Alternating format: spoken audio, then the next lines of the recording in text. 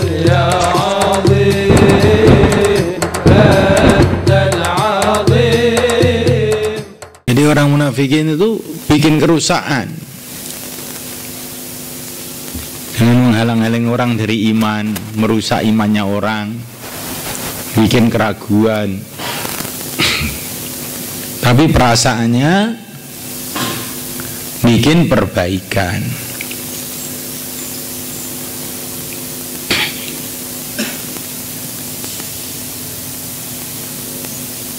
Alasannya apa? Pluralisme. Alasannya apa? Kerukunan beragama. Alasannya apa?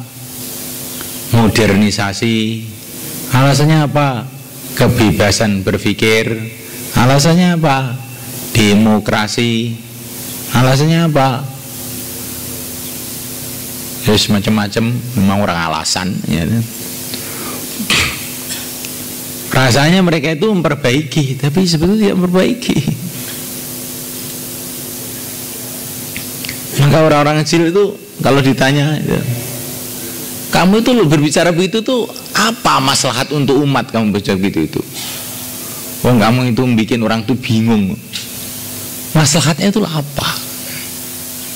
Kamu tuh bikin kacau aja. Tidak, kamu ini supaya umat Islam ini keilmuannya tidak mandek ya.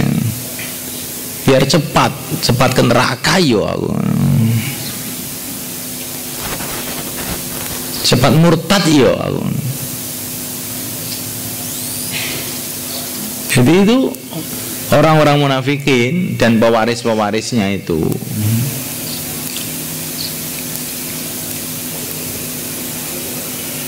Orang munafikin itu gimana sebetulnya? Orang munafikin itu mengaku Islam, tapi sebetulnya hatinya itu belum menerima Islam itu secara 100%, sehingga bikin kacau aja.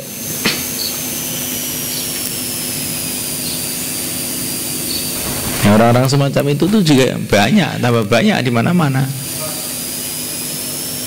Terutama ketika kondisi umat Islam ini banyak musuhnya. Di Madinah pada waktu itu kan, umat Islam itu di Madinah punya kekuasaan, tapi sekaligus juga banyak musuhnya, Persia, Romawi, orang-orang Arab. Maka ini orang-orang munafik yang memang tidak punya keyakinan, ini jadi bingung. Nanti ikut orang Islam, nanti saya digenjat sama orang-orang kafir. Menurut orang kafir, saya nanti digenjat sama orang Islam. Oh, kita ambil la ilaha illa wa la ilaha illa, kita bisa Islam inklusif. Nah, Islam tak bisa masuk kemana-mana. Saya bikin Islam liberal. Nah, Islam tapi yo salat yo kena, gak salat kena, kumpul Nasrani rapopo. Jadi supaya kita ini bisa punya wawasan internasional, belosok ke sana, belosok ke sini bisa gitu.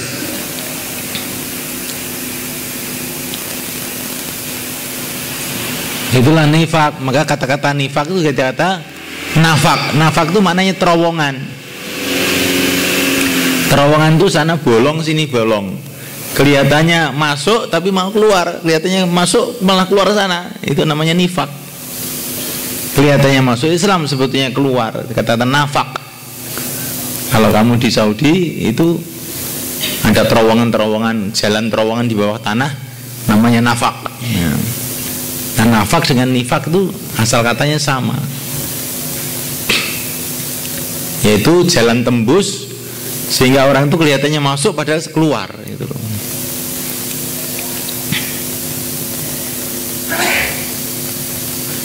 Maka kamu hati-hati dengan orang-orang seperti itu.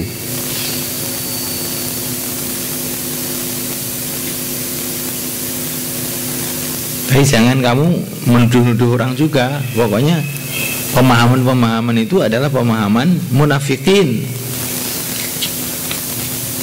Nanti kalau kamu tuduh, ganti kamu dituduh juga. Maksudnya mereka itu orang-orang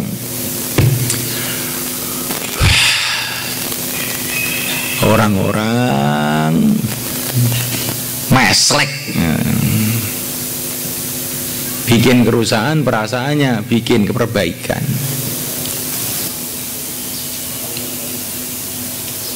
Kalau kamu pernah baca buku-bukunya orientalis, semua pendapat Jil itu pendapatnya orang-orang orientalis. Saya sejak tahun 80 di Mesir itu sudah baca itu sering.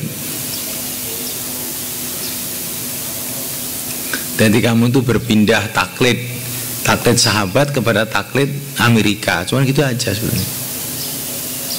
Jadi kamu itu kalau bahasa kasar itu antek Amerika gitu aja. Kalau saya ini anteknya Imam Syafi'i. Ini pengekor saja. Cuman anteknya orang-orang soleh, wali-wali Allah lebih beruntung daripada anteknya orang-orang kafir. Ya.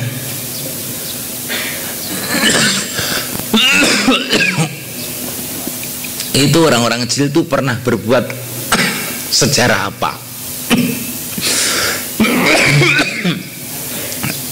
Selain sejarah apa?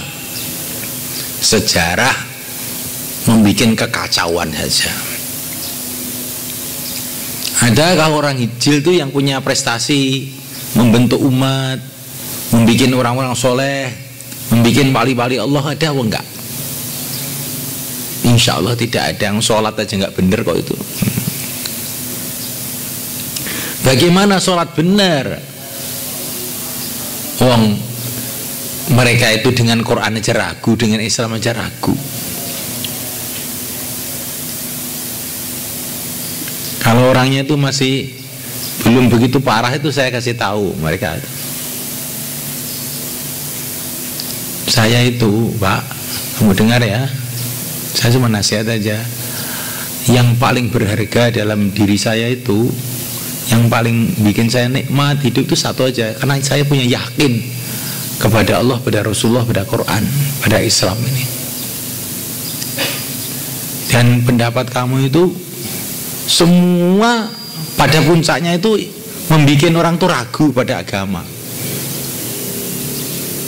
Saya nggak mau pendapat itu, pendapat yang akan menyusahkan di dunia, menyusahkan di akhirat. Dan pendapat kamu ini sebetulnya kalau diteliti ya, dengan orang yang pikirannya itu ingin ridho Allah, pasti gak benar itu.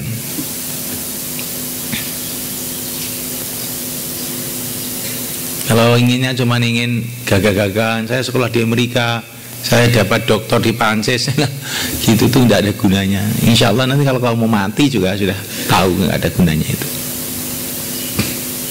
Ya. Orang kecil itu orang yang hatinya penuh ya, fi qulubi marad tadi itu.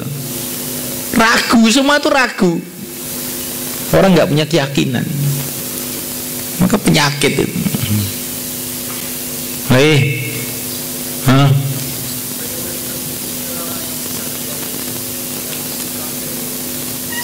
Ya lihat-lihat anunya dulu. Kalau dia sudah meragukan Quran, meragukan Nabi, ya kafir hukumnya. Setelah kita hukum kafir bagaimana? Ya kita, maka orang-orang kecil itu bicara begini-begini, saya cuman nggak usah bicara itu. Sekarang tuh saya tanya dulu pada kamu, itu kamu tuh iman kepada Allah dan Rasulnya atau tidak? Kamu tuh Islam atau tidak? Kalau kamu itu belum percaya dengan Allah dan Rasulnya, sekarang itu kita bicara bagaimana kita ini membahas bukti-bukti kebenaran Nabi, kebenaran Quran itu. Jadi kamu tuh levelnya itu bicara bagaimana kamu tuh yakin kepada Allah dan Rasulnya, kepada Quran. Jangan bicara mana isinya Quran kamu itu. Kamu tuh Quran itu, pandangan Quran kamu dengan pandangan Quran saya itu lain loh. Saya yakin Quran ini kitabullah dengan bukti-bukti. Nah kamu itu belum punya keyakinan itu. Maka sekarang kita bicara yakin dulu sama Quran. Kalau sudah yakin, baru kita bicara isinya Quran. Kita bicara dulu mukjizat-mukjizat Nabi. Kalau kita sudah yakin sama Nabi, baru bicara mengenai ajaran Nabi. Nah kamu tuh yakin sama Nabi aja belum kok bicara ajarannya. Nanti kan semrawut jadinya. Sekarang saya kasih contoh ya. Orang tuh tidak percaya dengan ilmu kedokteran maunya, orang hutan nggak percaya ilmu kedokteran. Terus kamu ajak bicara mengenai ilmu kedokteran, kamu harus minum obat ini, dia mau nggak kira-kira? Hah, nggak mau. Ini obat ini dari apotek loh, ini dari dokter spesialis. Dokter apa? Saya nggak ngerti dokter, nggak usah. Iya nggak? Orang itu harus dikenalkan dulu dengan ilmu kedokteran, bahwa ada manfaatnya dan sebagainya, baru diajak bicara mengenai obat dan dokter. Orang itu pertama kali diajak mengenai iman kepada Allah, iman kepada Rasul, iman kepada Quran, mukjizat-mukjizatnya Quran, mukjizat-mukjizatnya Rasul. Kalau itu sudah sama, baru kita boleh bicara mengenai apa ajaran Nabi, apa ajaran Quran. Tapi kalau yakinnya belum ada, diajak bicara, nanti itu semberwawut pembicaraan itu nggak ada ujung pangkalnya itu. Paham saya maksud? Ini cara berbicara itu harus ada tahapannya. Orang nggak ngerti bahasa Inggris sama sekali, kamu ajak bicara mengenai grammar bahasa Inggris, nyantol dia. Nanti dia akan beda istilah dengan kamu macam-macam. Orang nggak ngerti nahwu sama sekali, berdebat mengenai nahwu. Ini mubtada apa khobar? Mubtada ya kena, khobar ya kena, padha ae kuwi. Oh, no.